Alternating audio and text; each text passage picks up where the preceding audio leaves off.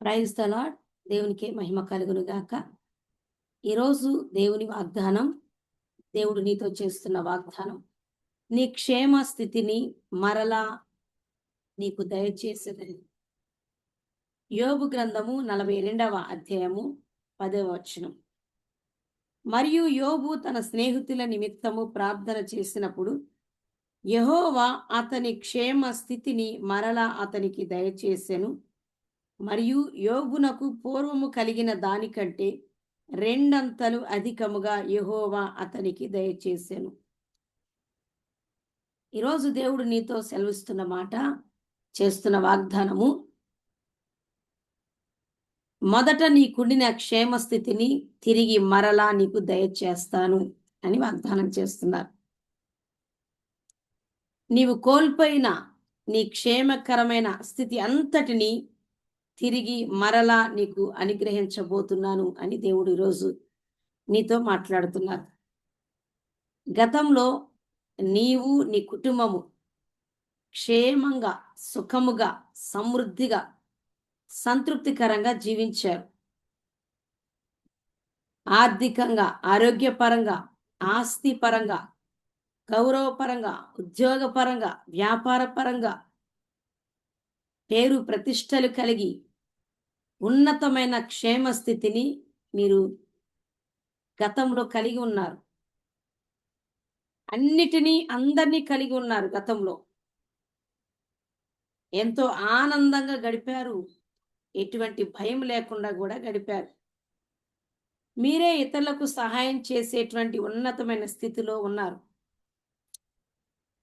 ఇప్పుడు మీరే ఇతరుల నుండి సహాయం పొందుకునేటువంటి స్థితిలోనికి వచ్చేసారు. ప్రస్తుతము మీరు నిరాశ, నిస్పృహల మధ్యలో కొట్టుమిట్టాడుతున్నారు. అన్నిటినీ కోల్పోయి పరిస్థితులన్నీ మీకు వ్యతిరేకంగా మారిపోయాయి. అయితే నీ స్థితి అంతా దేవుడు చూశాడు. నీ వేదన, నీ దుఃఖము, నీ నిట్టూర్పులు, నీ నిరాశ అంతా కూడా దేవుడు తన కన్నులారా చూసి ఉన్నాడు.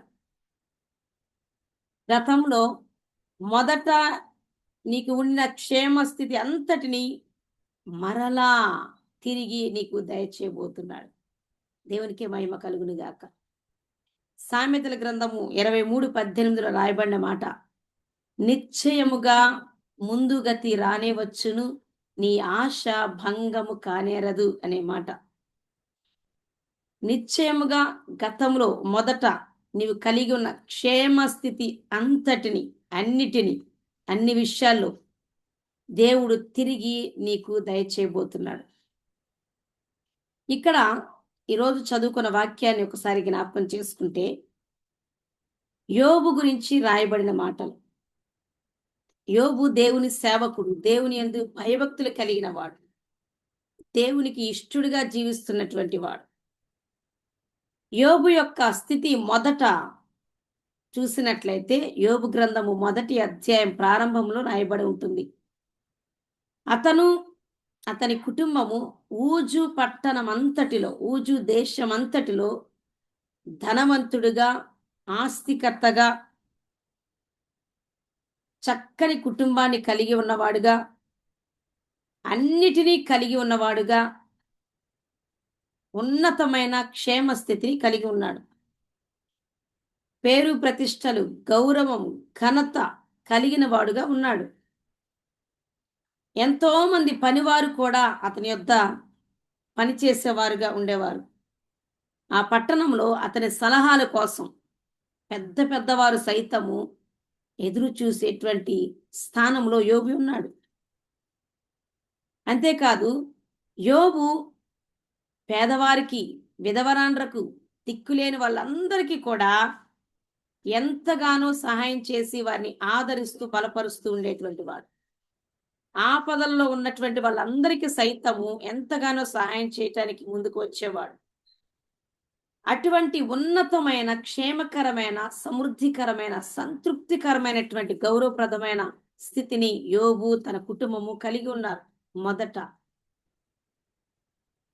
ఊజు దేశమంతట్లో యోబు కుటుంబం అన్నా ఎంతో పేరు కలిగినటువంటి కుటుంబంగా ఉన్నది. అయితే సడన్‌గా దేవుడు అతనిని పరీక్షించగా అపవాది తనకు కలిగిన సమస్తాన్ని, ఆస్తిని, కుటుంబాన్ని, పనివారిని, తనకు కలిగిన గౌరవాన్ని, ఘనతను, పేరు ప్రతిష్టలు అన్నిటిని, చివరికి తన ఆరోగ్యాన్ని కూడా కోల్పోయేటట్టుగా చేసేసాడు. అన్నిటినీ, అందరినీ కోల్పోవాల్సొచ్చింది. తాను కలిగి ఉన్నటువంటి ఆ ఉన్నతమైన క్షేమకరమైన స్థితిని, గౌరవప్రదమైన స్థితిని కోల్పోయాడు. చివరికి తన ఆరోగ్యాన్ని గూడా కోల్పోయాడు. అంతా పోగొట్టుకునే స్థాయికెళ్ళిపోయాడు. చివరికి దిక్కులేని వాడిగా, దీన దరిద్రుడుగా, అందరికీ అసహ్యుడిగా, ఒంటరి వాడైపోయాడు. అయితే యోబు జీవితంలో అపవాది ఇదంతా చేశాడు. దేవుడు తనను పరీక్షించటానికి. అయితే యోబు ఆ స్థితిలో ఉండి కూడా, అంతా కోల్పోయిన స్థితిలో ఉండి కూడా, తన క్షేమస్థితి అంతా కోల్పోయిన స్థితిలో ఉండి కూడా, అన్నిటిని అందరిని కోల్పోయి ఒంటరిగా మిగిలిపోయిన దేవుణ్ణి స్తుతించాడు. దేవుని యందు విశ్వాసం ఉంచాడు. ఆ స్థితిలో గూడా ఇంకా దేవుని యందు నిరీక్షణ గలవాడుగా ఉన్నాడు. అంతేకాదు, ఆ కోల్పోయిన స్థితిలో గూడా తన ఆత్మీయతను కోల్పోకుండా పరిశుద్ధంగా, నీతిమంతుడిగానే జీవించాడు. ఇదంతా దేవుడు చూస్తా ఉన్నాడు. దేవుడు యోబును తగిన సమయంలో జ్ఞాపకం చేసుకొని, యోబు యొక్క నీతిని, విశ్వాసాన్ని, నిరీక్షణను, భక్తిని బట్టి ఎంతగానో సంతోషించి, ముగ్ధుడై తన క్షేమస్థితి అంతటిని, తాను మొదట ఎటువంటి క్షేమస్థితిని కలిగి ఉన్నాడో, ఉన్నతమైన స్థితిని కలిగి ఉన్నాడో, మరలా ఆ క్షేమస్థితి అంతటిని, ఉన్నతమైన స్థితి అంతటిని తిరిగి మరలా యోబుకు దయచేశాడు. హల్లెలూయా! ఈరోజు వాక్యము అదే. యెహోవా అతని క్షేమస్థితిని మరలా అతనికి దయచేసెను.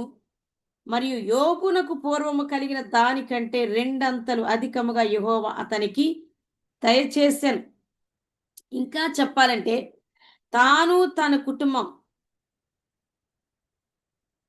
మొదట ఉండిన క్షేమకరమైన, ఉన్నతమైన, గౌరవప్రదమైన, ఘనతాస్పదమైన సమస్తాన్ని దేవుడు తిరిగి మరలా ఇచ్చేశాడు. తాను వేటినైతే కోల్పోయాడో వాటన్నింటినీ రెండంతలు అధికముగా యోబుకు దయచేశాడు. ఎందుకంటే దేవుడు పరీక్షించినప్పుడు యోబుకు దేవుడు ఇష్టుడిగా, ఆ దేవునికి యోబు ఇష్టుడిగా జీవించడాన్ని బట్టి కోల్పోయిన దానికి రెండంతలు అధికముగా ఇచ్చాడు. మొదట ఉండిన క్షేమ స్థితి కంటే ఇంకా ఉన్నతమైనటువంటి క్షేమస్థితిని యోబుకు దేవుడు దయచేసినట్టుగా వాక్య లేఖనాలు తెలియజేస్తున్నాయి. అన్నింటికంటే ముఖ్యంగా అన్ని కోల్పోయిన స్థితిలో ఎవరెవరైతే అతన్ని నిందించారో, ముఖ్యంగా తన ప్రాణ స్నేహితుడు, తనను నిందించిన వారి గురించి దేవుని సన్నిధిలో ఆ వారిని క్షమించమని ప్రార్థన చేశాడు యోబు. అది దేవునికి ఎంతో ఇష్టముగా అనిపించింది. యోబుని జ్ఞాపకం చేసుకున్నాడు. మొదట తాను కలిగి ఉన్న క్షేమస్థితి అంతటిని మరలా తిరిగి యోబుకు దయచేశాడు. హల్లెలూయా! కోల్పోయినదంతా రెండంతలు అధికంగా అనుగ్రహించి, దీవించి, ఆశీర్వదించి, అదే ఊజు పట్టణములో మరలా తిరిగి గౌరవప్రదంగా అందరూ గౌరవించేలా, అందరూ ఘనపరిచేలా, మరలా అందరూ యోబు సలహాల కోసం ఎదురు చూసేలా, మరలా యోబు అందరికీ సహాయం చేసేటువంటి క్షేమకరమైన, ఉన్నతమైన స్థితిలో దేవుడు యోబును ఉంచాడు. హల్లెలూయా! అట్టి రీతిగా దేవుడు నిన్ను, నీ కుటుంబాన్ని దీవించి ఆశీర్వదించును. నీవు కోల్పోయిన వాటన్నిటిని అన్ని విషయాల్లో తిరిగి రెండంతలు అధికముగా దీవించి ఆశీర్వదించబోతున్నాడు.